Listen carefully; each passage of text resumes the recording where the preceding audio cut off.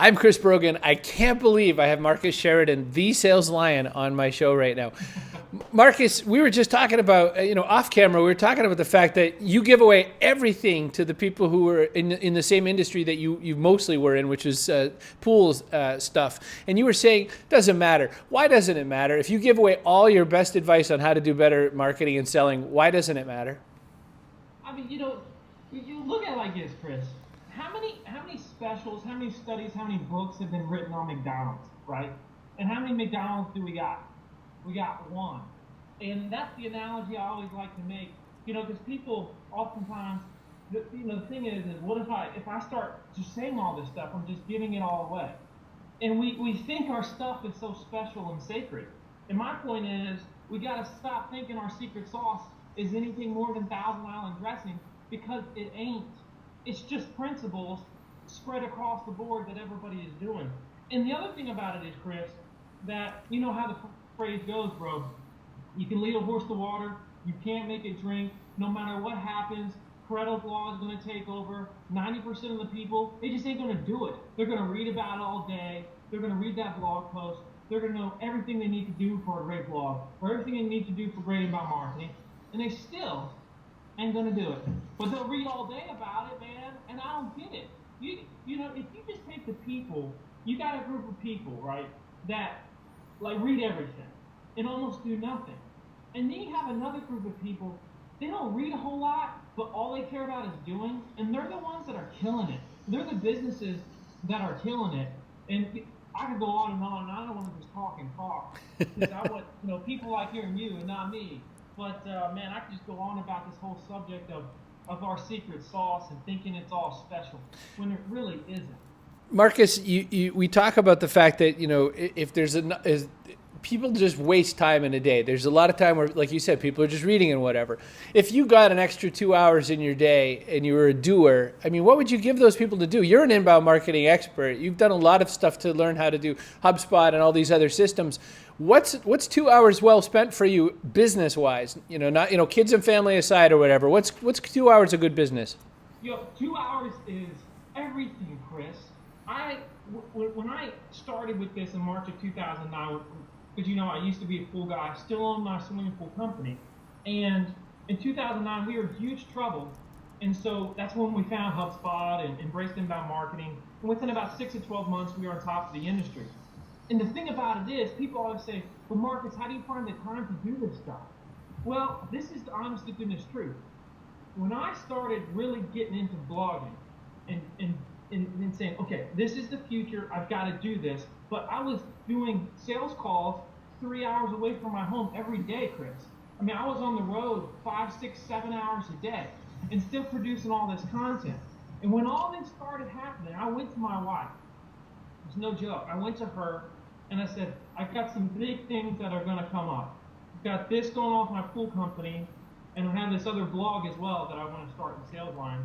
I said, but the problem is, I'm going to have to go to bed later. That's what I'm going to have to do. And she said, well, if you really feel like you need to do that, that's what you need to do. And see, that's when I changed my whole pattern of everything. When I got home at night, Chris, sometimes I'd get home somewhere between 6 and 10 o'clock at night, okay? If I got home at 6, I'd spend a couple hours with my kids. And then around 9:30 or 10, I would get on the elliptical for an hour, which is something I do every day. When I was exhausted, that's when I get on the elliptical. And then I do that for an hour. And that gives me the charge to go to 12, 1, 1:30 in the morning, which is usually, 2 o'clock in the morning. That's usually when I stop. I'm like everybody else. By 10 o'clock, I want to be done. So I actually work out at night so I get that extra boost. And then it gives me 2 hours. Almost, really, I think the big difference, you talk about 2 hours, Chris, I think the people that are really successful of owning a business, okay, versus the ones that have a business but take their content, their inbound marketing, their blogging to another level, maybe have a side hustle, it's that 2 hour rule, right? That seems to me the great difference between the ones that are okay and the ones that are just really phenomenal. Interesting. So if you were, I don't know, what am I selling? I'm selling, all right, I'm going to sell soap. Not everybody should use soap. man. I'm going to sell soap, and I want to use these new tools, and I'm so excited and all that kind of stuff. I mean, give me just a few ideas on what I want to do with that. I'm going to sell some I'll soap. tell you what I would do, because it's funny you asked this question. I had this lady, I was speaking in Toronto a couple weeks ago, bud, and this lady says, well, I sell soap. I'm like, no, seriously. She's like, yeah, I sell soap, right? And she had a major brand. I think it was like Ivory or something, right? She was one of the heads of marketing for like Ivory. I said, okay, that's really interesting. I said, who are your top competitors for Ivory? And she starts like naming down this list of competitors. I said, okay. So let's pretend, what's another brand, Chris, of soap that you can think of other than Ivory? Other than Ivory, Axe soap. Axe soap. I said, okay. So how many people right now are in the shopping aisle and they're trying to debate over their soap and they're typing in Ivory versus Axe, which is better, or Ivory soap compared to Axe? I said, why don't we as a group right now, it's like 125 people in the room, I said, let's go ahead and let's search you versus your top competitor and let's see who's coming up, right? And like we started, and we all did this together, it was like 100 some of us, right? And so we start seeing these groups, and the first one was like Yahoo Answers, right? So why is Yahoo Answers answering the question that the manufacturer should already be answering? It's crazy. And then you keep going down, and then there's this baby site, a baby site that is actually showing up in search results before the manufacturer does for their own stinking product. I tell everybody, if you have a product, okay, or service, a brand, and you really want to be aggressive with your link building strategy, like you and I were talking about a minute ago, and with really giving the people what they want, is they want you to tell why your stuff is better than the next guy's stuff. Now that doesn't mean you got to dog the other person's product, but for everything there's differences. There's factual differences. A Big Mac has stinking Thousand Island on it and no cheese.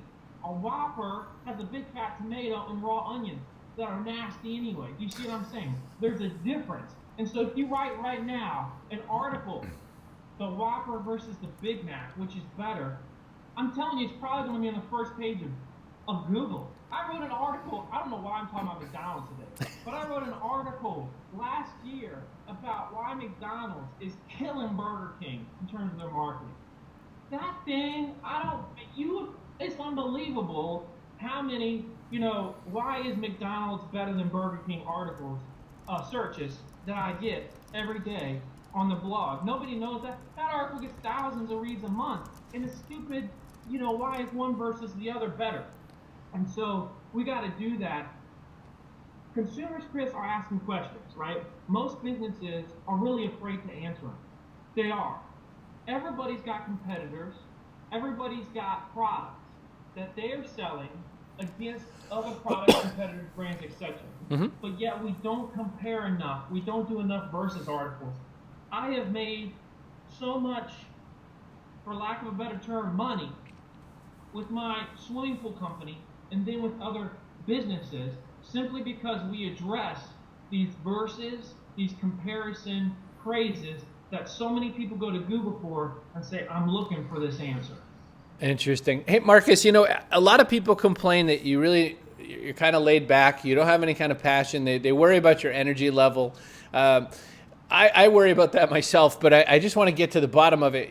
What is the seed or seeds that fuel this crazy tree of Marcus Sheridan? You are, you don't sit still, Mr. Man. I mean, I don't know about you say you're beat and tired. I want to be a little video camera at 10 p.m. and see what it is before that elliptical, because you woke up this morning ready for McDonald's and ready to take on the world. Where is this coming from? Man, Chris, I think I'm like everybody else, man, but it's just that. Here's the thing. It's like it's the same thing when I speak or teach. Everybody's like, man, I mean, where do you get this energy? I'm like, guys, man, we it's our choice in the matter, right? It was yesterday, day before yesterday, 2 a.m, right? And I'm on Gmail, and I see Derek Halford's online, right? I'm like, Derek, go to bed, you dummy. He's like, no, you go to bed, dummy. And so we start talking, at 2 a.m. But the guy is passionate and he's killing it. And I'm not saying that, people should be sleep deprived. But there's something magical about having a goal every day that gets you out of bed, man. You know what I'm saying? And that you need For whatever reason, your body needs less sleep when you have passion and when you have goals. And if there's one thing I got, is I got passion for my goal, and this is exciting times. We are on a frontier. There's not many undiscovered frontiers left that I can see. One of them that I know of, though, is the internet and marketing. It's pretty wild to be on that ride. It's fun. I know you dig it. Yeah. I dig it. It's like we're constantly in this lab and we can just experiment all day long. This is an absolute blast, and it's going to be something that's going to impact me for a long time to come. And the other thing is, the way I see what we do, Chris, you write a blog post, I write a blog post. The stuff that we're talking about literally can put food on the tables of families. The stuff that we write, and people might not like to say this stuff, but it's true. It's not, might sound cliche, but it's true, right? Because inbound marketing saved my business. I was on the brink of it. Because I really learned the power of content to teach people, to generate leads, save my business, right? Otherwise, I wouldn't be where I am today. There's so many people right now in this economy especially that are struggling big time. They need sound business advice. They can't keep just hemorrhaging money all day long. You got employees being let go. What's the one thing that can really save them? Well, if they understand smart marketing that costs less but generates huge returns, more than they ever dreamed of, that's a powerful thing. And it affects not just the person, the husband or the wife, but it affects the spouse, it affects your kids, it affects their friends. It's magical, it's a domino effect. And I think, bottom line, I know it's a long-winded answer to your question, but because it really saved me and my family in so many ways, I'm passionate about it, and I think other people got to have this stuff, man. Well, I learned about smart marketing and so much more when I spent time with Marcus Sheridan, who is at thesaleslion.com. Thank you so much for taking a little bit of time out of your day before you go off and crush some more big goals.